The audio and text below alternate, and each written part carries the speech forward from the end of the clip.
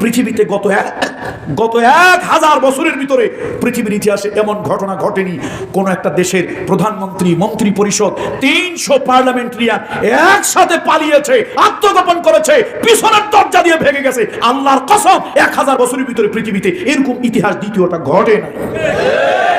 আপনি চিন্তা করছেন কত কঠিন বিষয়?